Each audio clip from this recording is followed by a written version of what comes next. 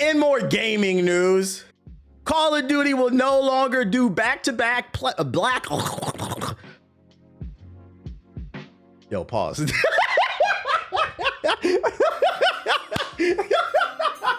In other news, Call of Duty will no longer do back-to-back Black Ops or Modern Warfare games.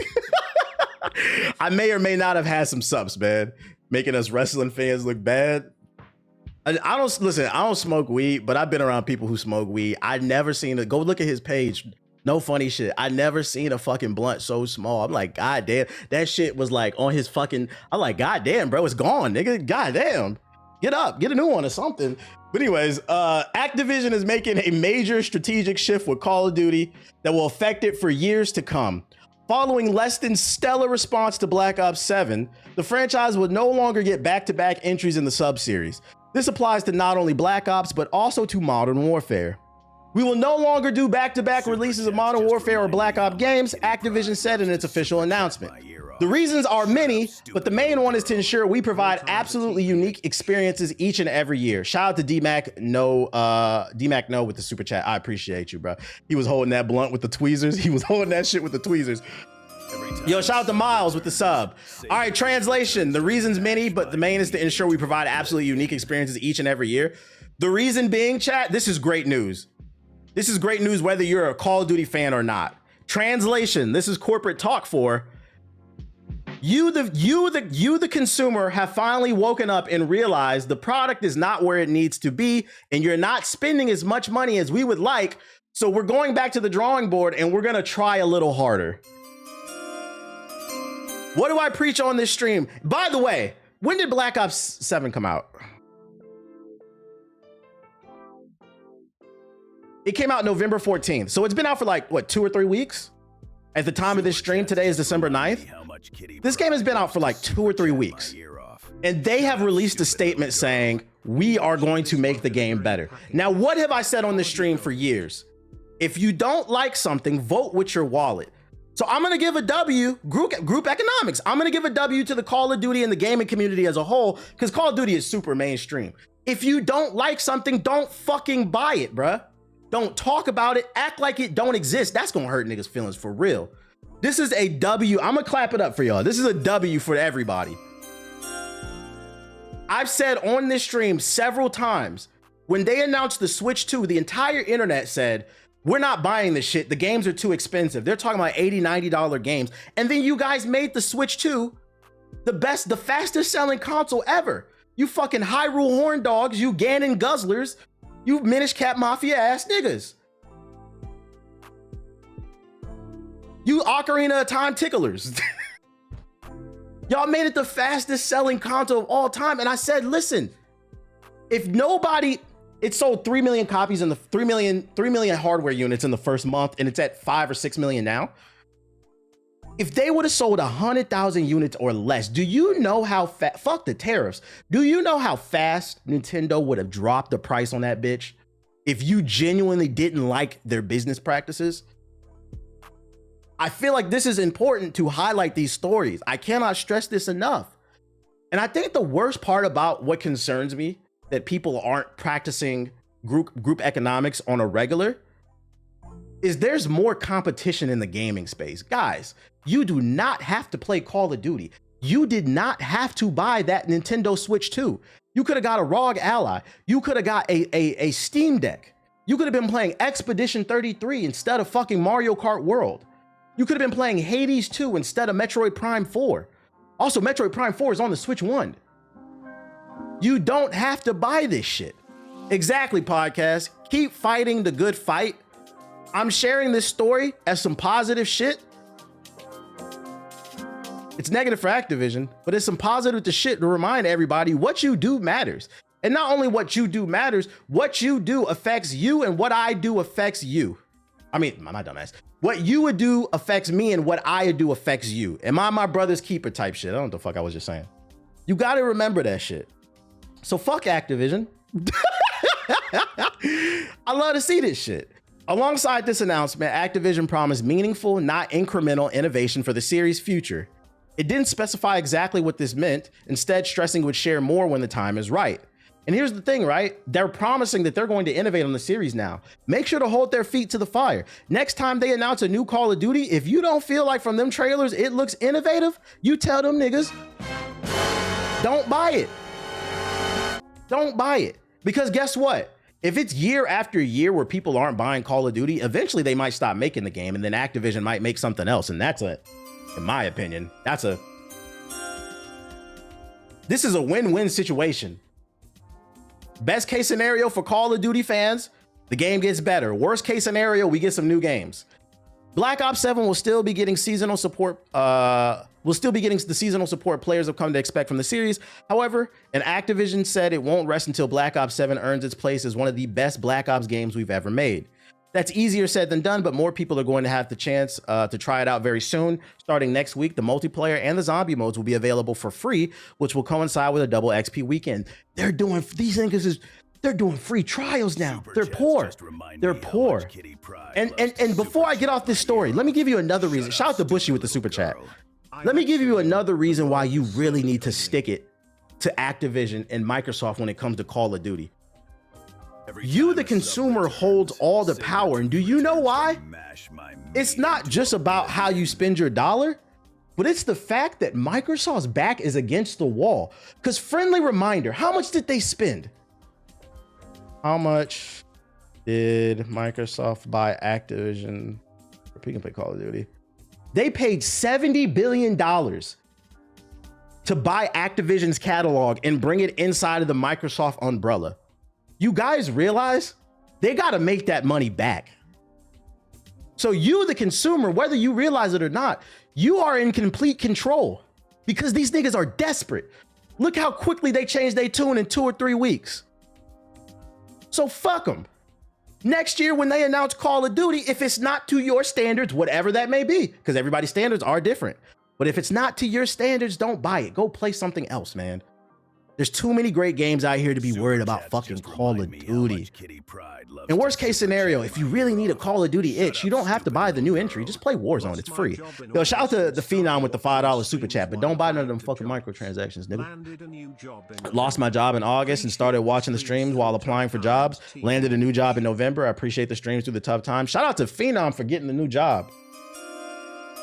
And I appreciate the super chat as well. Has there ever been a free trial in COD's history? I couldn't tell you off the top of my head. I don't know. I want to say yes. That's not new. But I will say I don't feel like that happens very often. But congrats on the new job. But in this economy, that's impressive. No, that's facts. That is actually very impressive because I don't know if y'all saw, but the Department of Labor and Statistics, they announced they're no longer going to be releasing like numbers or something like that. Like the job, so there was a report that said that the job market is trending towards it's going to be worse than the Great Depression. And it's so bad they announced they're not going to release numbers anymore. I'm just curious to what, so congrats to you for getting a job during this era. This nigga got a job playing on veteran mode. So shout out, matter of fact, let's hit that again. It's gotten so bad, we're losing so many jobs. They've announced they're hiding the data now. I'm trying to figure out at what point does MAGA get upset with this nigga, bro. But anyways, yeah, I think I'm cooked in January, unfortunately. Nah, keep your head up. Keep your head up. Keep your head up. Keep your head up. Other news. Star Wars Knights of the Old Republic 2 remake plans revealed as KOTOR 1 reimagining continues development. They announced this like 2 years ago, but it's been in like development hell. Nobody knew what was going on, but it looks like not only is the KOTOR remake coming, but we're getting the KOTOR 2 remake as well. Saber Interactive's troubled Star Wars Knights of the Old Republic is reportedly still in development, and KOTOR 2 remake may be on the way. The latest update on the long-in-the-works Star Wars remake came from a GameFile report, which pulls from court documents related to a false advertising lawsuit launched against Saber's Asper Media and Lucasfilms in 2023. Recently filed records related to the suit, which involved the cancellation of the restored content modification for the Nintendo Switch KOTOR 2 re-release, appear to contain both updates for the KOTOR remake as well as mentions of a mysterious project known as Juliet. Attorney Ray Kim prodded for details about what Project Juliet was during the deposition of Lucasfilm Games Vice President Douglas Riley. The Star Wars company VP's response left little room for ambiguity. Juliet was the code name for Juliet was the code name for a project where we were going to do a full remake for KOTOR 2 with modern art, modern gameplay, you know, keep the story and the characters in general and the general content of KOTOR 2, but remake it for modern hardware and modern machines with updated graphics and all those kind of things, Riley said. It was something we were discussing with Asper. As for the long lost cut of KOTOR 2's content, Riley clarified that the plan was we would remake the content that was in the RCM as it relates to Star Wars and the Juliet project. Whether or not a KOTOR 2 remake remains in development is hazy for now, with Riley's latest update saying Juliet was technically on the roadmap as of March 2025. So it's in the plans, but it's not guaranteed, but they definitely want to do it. Should Saber continue development? Oh, he's just yapping at this point. So fun fact, I never played KOTOR before. My first BioWare game was Jade Empire and then Mass Effect after that. But I missed the KOTOR train, and KOTOR 2 is made by Obsidian. But I did end up playing KOTOR when I worked at G4 because they put out a port for mobile phones. And for some reason, they asked me to do like a port report, like a review on that. So I played it for like a couple hours and then made a video about it just to kind of review how it ran on phones. It ran really well if you want to play it on phones. And just from playing KOTOR for a couple hours, I was like, I get it. I get why people say it's a classic. I think for me, what stuck out in that first couple hours when you ran into that dude Duncan something, it was some fraud. It was this dude that was like scamming in the Star Wars universe, like Duncan something his name was. That shit had me cracking up, like legitimately laughing. And I was like, okay. I was like, I like this, but I was like, I want to wait until the remake comes out. And I'm still standing on that. I want to wait until this full remake comes out. Because like I feel like some of the mechanics didn't age the best, but I will say KOTOR's story, like its narrative and its world building, it still stands the test of time, and I understand why people like it. You can see the DNA of Mass Effect in KOTOR.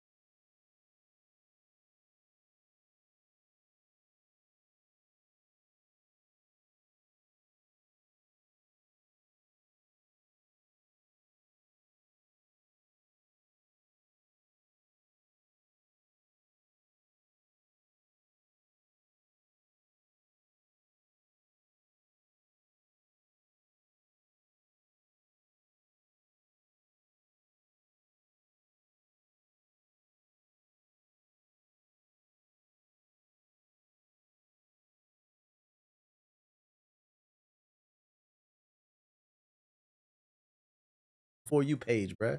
You should be celebrating you seeing another black man all over your for people who are looking forward to this. Speaking of finishing, let me put y'all on to what I started watching. Ethos made fun of me, I guess because I'm late. Y'all know I'm a casual anime watcher. Let me put y'all on to what I started watching this weekend. What's this shit called? I don't know how to pronounce this. Gachia Kuta Kente or something? No, I already watched Hunter x Hunter, bro. Who you think I'm talking about when I say Chupacabra? Gotcha Kuta or whatever? I don't know. This shit right here is, I was just bored this weekend and I put this shit on. This shit is gas. I'm not gonna lie. This shit is gas. This is one of my favorite shows I watched this year. Amazing anime. Ethos is like, you're fucking late. I didn't have no expectations. I saw I had a 4.9 on Crunchyroll. This shit, if you want an anime recommendation, that's how you spend. This shit is gas, bro. This shit is fucking gas, bro. It has everything that I like. It's got action, beautiful art, good production with like the voice acting, politics. Like it's got a lot of classism in it. And well, I don't like classism, but I like to have depth in the show. Is what I mean. It's got the depth that I'm looking for. Really good fight scenes and shit like that. This is a good anime. I'm not gonna lie. This is a good anime. I even like the dub is good too. You said welcome to the party, and there's 22 episodes out right now. So I think it's either the first season is over or they're towards the end. But it's a really good show. I would recommend this. I can't pronounce it, but that show is fire. It's fucking. If you want a quick synopsis of it without spoiling it, basically there's a nation that lives in the sky, a floating spear, and there's a rich side of town with like aristocrats, the nobles, and then there's the slums, and there's a kid from the slums who loves going and sneaking on the rich side of town and stealing their trash and fixing things up. They find him stealing trash and they knock him off of the fucking spear and they send him down to Earth, where it's polluted, and then like it's run by like monsters that are made of like trash, and he joins this team of trash fighters called the Cleaners. I feel like the vibe I'm getting, because I'm only like 5 or 6 episodes in, there's like a whole conspiracy going on. There's some characters I don't trust. Shit is fire. It's fucking fire. The author is cool. I'd recommend that one if you want a show to watch. It's on Crunchyroll, or you know where you can find it. All right, I'm adding that to my long ass lip. There's depth to it too. Yeah, there's depth to it. I like it. That's what like you don't have to have a ton of depth. I just like a show or a book that has like some character development, proper pacing on the storytelling. The pacing on this show is really good. It knows when to slow down and it knows when to give you action too.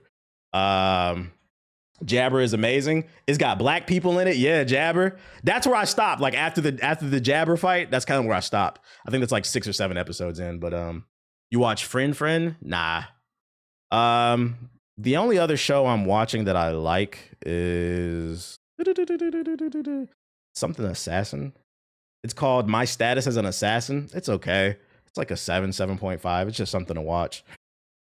But this one feels like an 8 or a 9 if they stick the landing. It's really good. Heads up, Crunchyroll is getting rid of the free tier. I'm on my mother's plan, so I mean I'm on the paid one anyway. They don't do account sharing, like password sharing. There's like 5 of us. Like the whole family's on one Crunchyroll account. I'll let you. I'll pay for that shit, nigga. I am on a free account. My mother paid for it. Your mom watches anime? She does.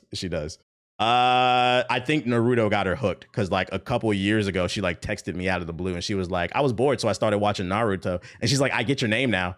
And she's like, I get Aki's name too. She's like, I like it. Akamaru. She's like, I get it. She's like, I actually really like the show.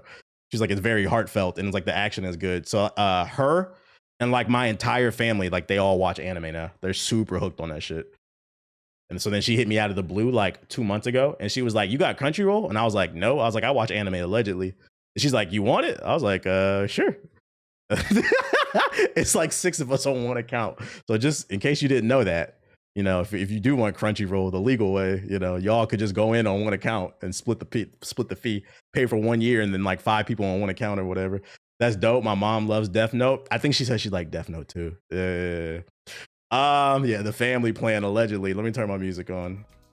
They're on that bullshit for getting rid of. I don't know why. Like they should. I feel like every streaming service should have a free plan. Just put a bunch of ads on there, bruh. I think people would deal with that shit, man. Speaking of games, though, we got another quality game to come out. Skate Story. I'm seeing 10s, 9s, 8s. It's actually one of the best reviewed games of the year, sitting at an 89 overall Metacritic. I saw one review say that it's a really fun skateboarding game with a heartfelt story that has some really strong commentary on what art is. And I'm not gonna lie, that kind of interests me. So if you're into skateboard games, I mean, I can bring up the trailer. Another banger just dropped. Skate Story. Yeah, I got a trailer. I'll show the trailer.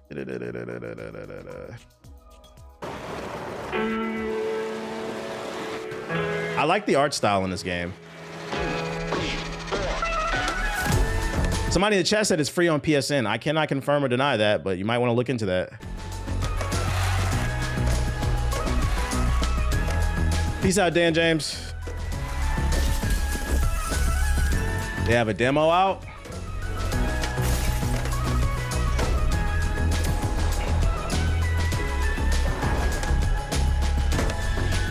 I'm not gonna lie, the animations look really good. It looks just as good, if not better than Skate. I'm gonna be honest. This actually looks better.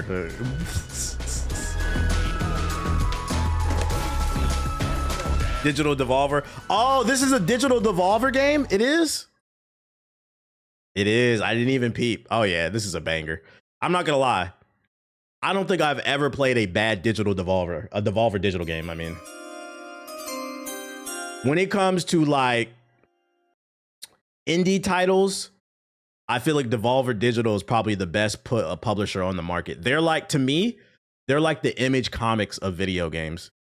In comic books, there's DC, there's Marvel, and then there's Image. If you don't know Image, that's Spawn, that's Invincible, and then they have a bunch of other really big. I feel like they're like the Image. They're like a strong dark horse, like indie type of joint. They published Remnant too. I didn't even know that. Makes me like them even more. But yeah, I don't think I played a bad game from them.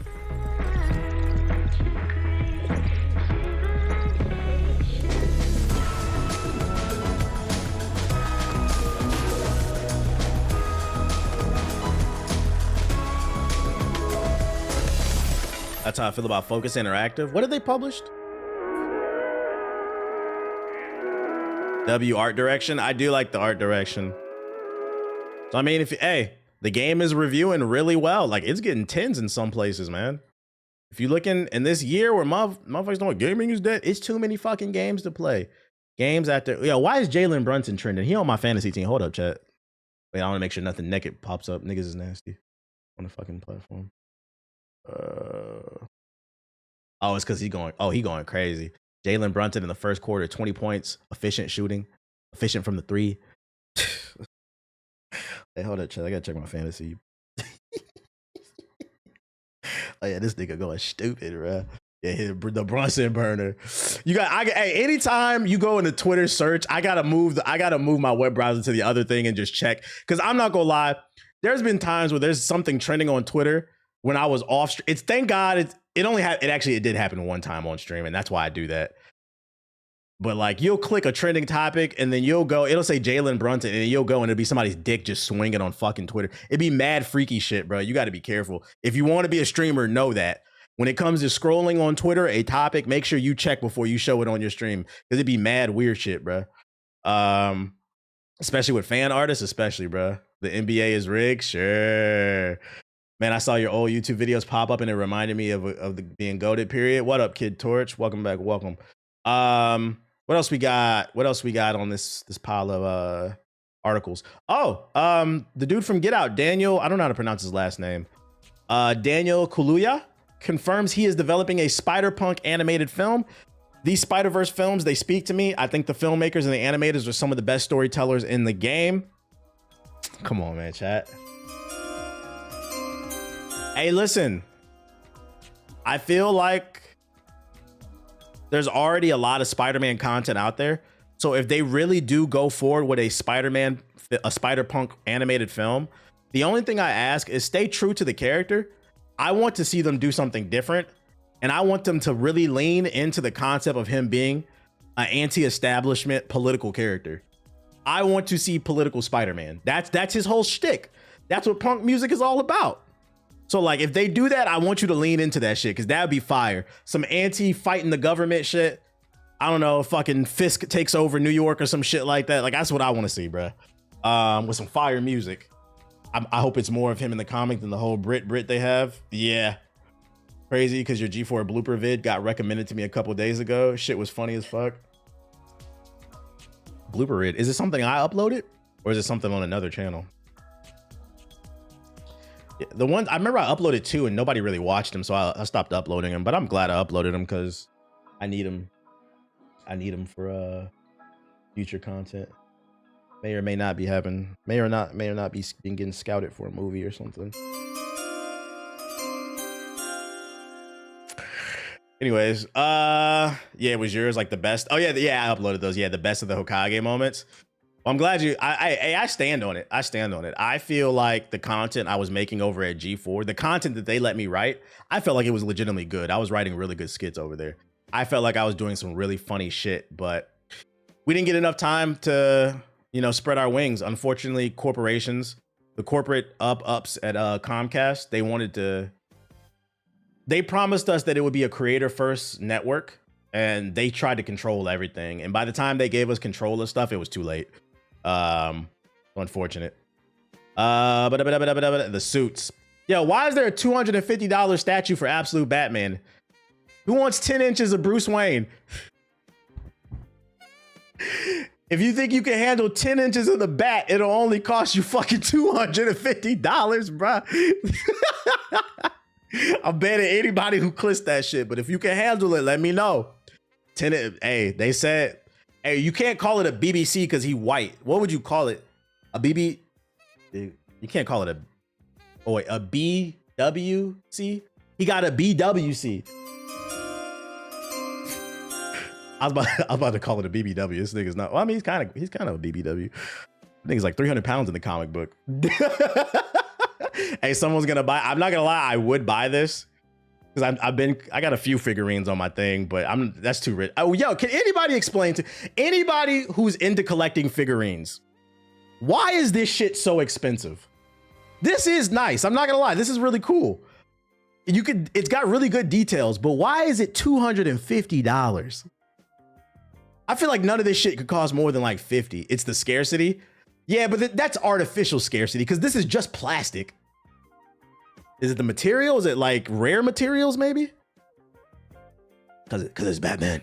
Looks cool though. But I mean, you're into it. And then you niggas clip that shit. All right, buddy. Next. The ultimate N64 replacement for Analogue is coming back, and now it's in colors that you want. For those unaware, I already know what this is. The Analogue 3D, they have an N64. Basically, it just came out. It allows you to stick an N64 cartridge in it and play N64 games in 4K.